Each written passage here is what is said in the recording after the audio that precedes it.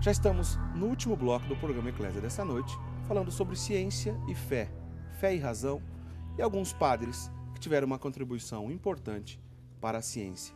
Eu disse que o programa ia ser pequeno para tantos nomes, a gente recortou alguns nomes assim na história, lembramos de alguns, mas a lista é imensa. Daria muitos programas para a gente falar sobre esses grandes cientistas que também foram padres. Padre Guido, vamos fazer o seguinte, vamos falar sobre mais alguns aí, que vai dar tempo ainda nesse bloco. Sim. Eu falei agora há pouco no bloco anterior de um outro padre brasileiro chamado Roberto Landel de Moura.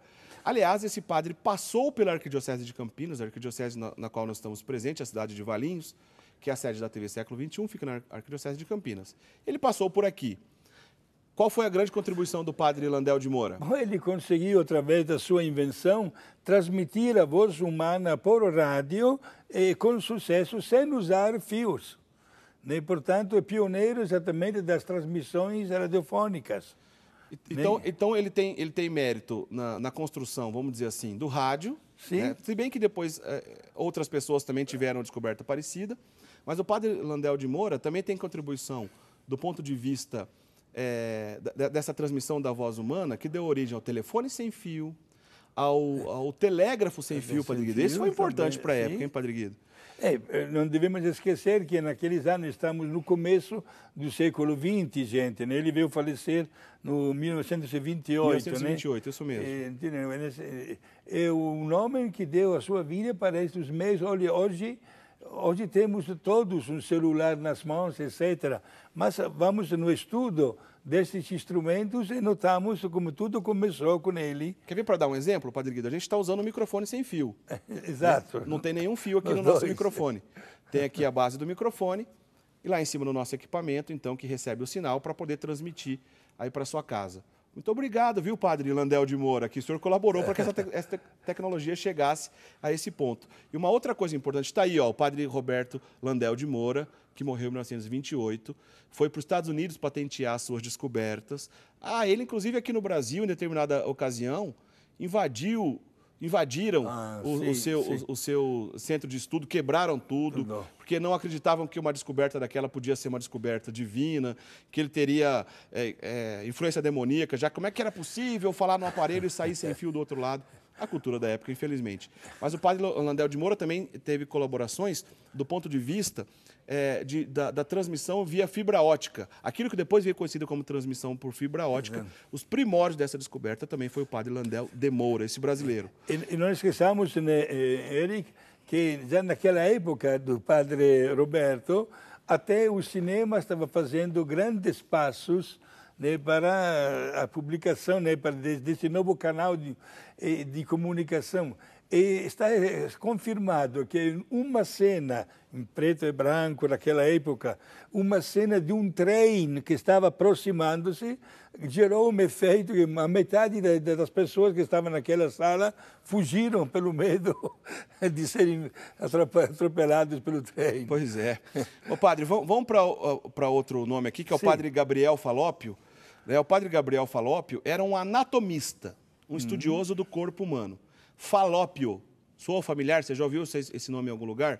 Padre Guido, explica pra gente italiano, sobre o padre Gabriel Falópio. Exato, em italiano é Falloppio, com dois L e dois P. Certo. Exato. Era um padre que se dedicou ao estudo da anatomia e, ao mesmo tempo, estudou os órgãos reprodutores de ambos os sexos e descreveu as trompas, que depois foram chamadas com o nome dele de Falópio, exato, né?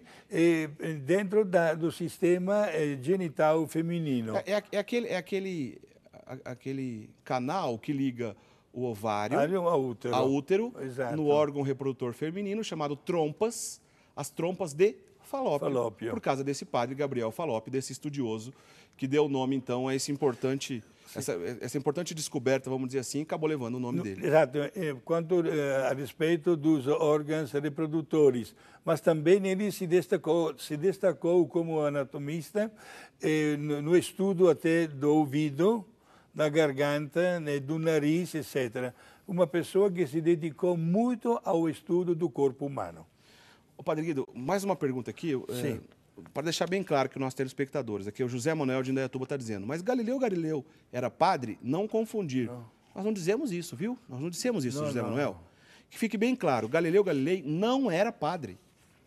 Padre era o Copérnico, Nicolau Copérnico. Se der para repetir, por favor, Bruno, repete para a gente aí a imagem do Nicolau Copérnico.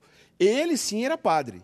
O que acontece é que Galileu baseou seus estudos nos estudos de Nicolau Copérnico. Quem desenvolveu a teoria do heliocentrismo, quer dizer, que a Terra gira em volta do Sol, foi esse cara aí, padre Nicolau Copérnico. Galileu não era padre, era apenas um cientista, mas que baseou, então, nos estudos de Nicolau Copérnico. Tá certo? Tá claro? Então, de uma vez por todas. Padre Guido, vamos falar sobre o nosso tempo já está indo para o final, a gente já vai acabar o programa daqui a pouquinho. Mas fala para a gente sobre alguns, por exemplo, o padre Teodorico de Freyberg. Exato, ele que descobriu o arco-íris primário e secundário, né? Que significa isso? O arco-íris é um dos fenômenos mais bonitos da natureza, né? Como a luz branca é formada por um espectro de cores, quando a luz do sol atravessa um trecho de chuva, esta luz é refletida e refratada no interior das gotas e é devolvida com as várias cores. Só que quando esta mesma luz do sol atinge, digamos assim, mais de uma gota de água, acontece que gera um segundo arco-íris muito maior, menos luminoso e com as cores invertidas. Esta foi a grande descoberta que ele fez. Do padre Teodorico de Freyberg, que morreu no ano de 1310. Exato. Ô, padre Guido, eu falei agora há pouco de que as 30 primeiras crateras da Lua levam o nome de 30 padres jesuítas que estudaram então a Lua e deram então o seu nome a essas crateras. Uma das crateras da Lua, que chama a cratera Grimaldi. Grimaldi, sim. É por causa desse padre Francesco Maria Grimaldi. Também ele era um sacerdote jesuíta italiano. Certo. E dedicou os seus estudos à Lua. E notou exatamente, ele defendeu a teoria ondulatória da luz. A luz que não anda de uma maneira retilínea, mas ondulatória, e por isso manifesta também as manchas dentro da mesma Lua. Determinados nomes técnicos e científicos de montes dentro da Lua até hoje têm o nome deste padre Grimaldi. Como você assinou antes, temos 30 outros montes da Lua com o nome de padres jesuítas, né? Ô, padre Guido, a gente até separou outros nomes aqui que não vai dar tempo da gente falar. Sim. Outros padres que colaboraram com estudos, por exemplo, do centro da Terra, com a construção de relógios, uma série de outras coisas, de outros padres, que em outras oportunidades a gente volta nesses detalhes. Mas eu queria, para a gente encerrar, padre Guido, fazendo duas perguntas para o senhor. Sim. Primeiro, se é possível também, entre os santos, que a gente encontra esses cientistas, queria que o senhor desse 3 exemplos para a gente. Sim. E responder a pergunta de um telespectador, está aqui, ó, o Danilo Gomes de Oliveira, ele é de Presidente Dutra. Ele quer saber assim, ó, esses padres que foram grandes cientistas, em qual nós devemos acreditar? Nós, como católicos, devemos acreditar na ciência ou na igreja? Nós devemos acreditar na verdade. A verdade que é defendida pela igreja e a verdade que é defendida pela ciência, não tendo nenhum contraste entre a ciência e a fé. Já que em alguns determinadas ocasiões e maneiras específicas, a igreja conta com o aval da ciência para que seja comprovado, por exemplo, um milagre. Como o padre Guido disse, que ele inclusive trabalhou em causas de canonizações e beatificações. Existe lá um milagre que é dedicado, que é atribuído a um candidato a beato ou candidato a santo. A igreja vai chamar a ciência, na maioria das vezes a medicina, para dizer, olha, foi milagre? Será que essa cura foi milagrosa? Você tem explicação de acordo com a ciência médica para esse acontecido? Aí a medicina vai dizer, olha, isso não tem explicação na medicina. A igreja, opa, se não tem explicação na medicina, se a ciência não tem explicação, pode ser que seja um milagre. Então a igreja também conta com o aval da ciência. Sim. Elas caminham juntas e o próprio Cristo é a verdade, né? Então a igreja católica defende, sim, a verdade que é o próprio Jesus, mas não exclui a participação da ciência. Exato. A tal ponto, você assinou que eu trabalhei já em vários processos de canonizações e de beatificações, a tal ponto que a Igreja exige a presença do médico em todas as sessões do tribunal. Não somente. Quando depois o relatório do processo do milagre é apresentado à Sagrada Congregação da causa dos santos no Vaticano, o processo é submetido à apreciação e à análise de uma equipe de 6 médicos. Olha que a Igreja dá grande respeito ao poder da medicina, da ciência, para chegar a uma conclusão. Se, de um lado, a ciência não consegue justificar, por exemplo, a cura de um paciente, a fé justifica a cura devido às orações feitas pela intercessão de um determinado homem ou mulher que é chamado a ser candidato para a santidade. Padre Guido, nosso tempo está quase acabando, mas dê exemplo para a gente de 3 santos que foram cientistas. Nossa, 3 senhora. santos que também foram cientistas. Vai lá. Santo Alberto Magno. Santo Alberto Magno. Ah, foi professor de Tomás de Aquino, né? Imagina, né? Grande filósofo e teólogo. E Santo Tomás de Aquino, também com a sua obra, a Suma Teológica, digamos assim, arregaçou muito as mangas, né?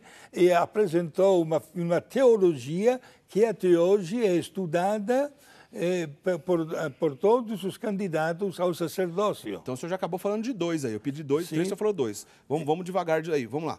Santo Alberto Magno, que morreu mais ou menos em 1280, ele teve colaborações na lógica, no estudo da lógica, psicologia, metafísica, meteorologia, mineralogia, botânica, zoologia, ou seja, também, foi um sim. grande cientista, esse grande homem que foi professor do segundo, aliás, doutor da igreja, né? Exato. Alberto Magno, doutor da Sim, igreja. e é considerado o padroeiro das ciências naturais. Esse Olha. doutor da igreja foi professor de um outro doutor da igreja chamado Tomás de Tomás de Aquino. Aquino, exato. Tomás de Aquino a gente não precisa perder muito tempo, simplesmente foi o maior, né? A mente mais brilhante que já pisou nessa terra, entre as mentes mais brilhantes que já pisou nessa terra, um grande filósofo, teólogo. Até hoje a igreja o recomenda como o maior teólogo de todos os tempos, né, Padre Guido? Perfeito. Lembramos também o Papa Gregório Magno, autor do canto gregoriano, da música São gregoriana. Gregório. São Gregório Magno, né? Sim.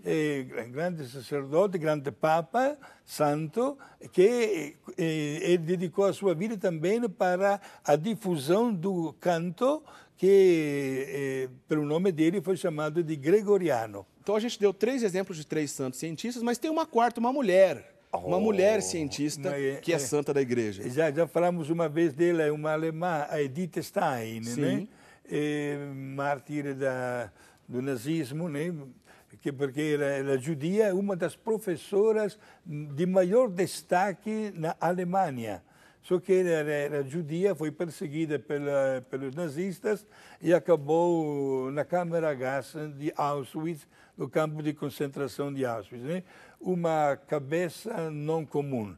Ela uma vez se converteu ao catolicismo, recebeu o batismo, optou para o Carmelo, e só que poucos meses depois a Gestapo, a polícia de Hitler, pegou ela e a irmã dela, Rosie.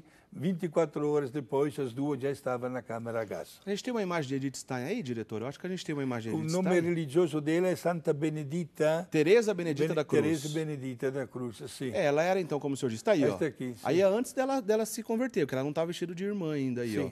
Ela era então de origem judia, ela era discípula daquele famoso filósofo Russell, que também era judeu, inclusive depois ela virou assistente de Russell. Ela estudou então fenomenologia, que é uma área da filosofia. Ela se doutorou, entre as primeiras mulheres a conseguir o doutorado nessa ciência fenomenologia. Depois se converteu, lendo a biografia de Santa Teresa d'Ávila, se converteu ao catolicismo, quis se tornar irmã, tornou-se então freira carmelita, mas já morando no convento, o Hitler e sua equipe demoníaca, infelizmente, descobriu, foram lá, retiraram ela e a irmã dela, que também tinha se tornado religiosa, levaram para o campo de concentração em Auschwitz e elas morreram, então, no campo de concentração. essa grande santa cientista. Aliás, co-padroeira da Europa, né, Padre Guido? Sim, exato. Foi declarada pelo Papa Bento XVI, co-padroeira da Europa inteira. E o episódio desta Edith Stein, que é santa, foi julgado pela Alemanha nazista como um episódio isolado, porque perceberam que fizeram um erro tremendo, tirando esta mulher santa e de uma cabeça extraordinária da sociedade e das cátedras universitárias. É possível encontrar livro da Edith Stein antes e depois da conversão ao catolicismo, né? Então, a gente tem livro das duas etapas dela, belíssimo isso da Edith Stein. Padre Guido, nos dê a bênção que o programa já está terminando. Nossa Senhora, mas, gente, agradecemos a Deus pelo dom da inteligência que sempre Ele, no decorrer da história, continua dando para cada um de nós. E saibamos corresponder com a nossa gratidão e fazendo sempre aquele bem que nunca nos será tirado. Meu abraço especial para a Dona Cristina, o Dr. Carlos Carvalho, de Bauru, e as filhas também, Juliana e Luciana. Para todos vocês, prezados amigos, a bênção de Deus Todo-Poderoso, o Pai, o Filho e o Espírito Santo. Amém. Obrigado. Padre Guido, na semana que vem o senhor volta aqui para falar com a gente sobre um assunto muito interessante. A gente vai estar perto de uma festa mariana. Vamos falar sobre a verdadeira devoção à Santíssima Virgem Maria, segundo São Luís Maria Grignon de Montfort. Então, São Luís Maria Grignon de Montfort, que escreveu esse importante tratado da verdadeira devoção à Santíssima Virgem Maria, é sobre esse assunto que a gente fala na semana que vem. Quero agradecer as mensagens que chegaram aqui via WhatsApp de Queimados, Pernambuco, Paraíba, aliás, Pouso Alegre, Minas Gerais, Bernardino Batista, Paraíba, Chapecó, Santa Catarina, Maringá, Paraná, Quirinópolis, Goiás, entre outras mensagens que chegaram aqui para a gente via telefone e e-mail também. A gente leu algumas aqui no programa de hoje, mas olha, voou. O programa de hoje foi muito rápido. Não deixe de acessar o nosso site, portal da Rede Século XXI, rs21.com.br. Clicou em programas, acha o programa Eclésia. Todos os vídeos estão disponíveis. Todos os programas que já foram exibidos estão lá disponíveis. Especialmente os 2 programas que fizemos sobre a Inquisição. Já que nós citamos Inquisição no programa de hoje, assista lá para você ficar por dentro desse assunto, tá bom? Até semana que vem, uma boa semana para vocês e até lá. Tchau, tchau.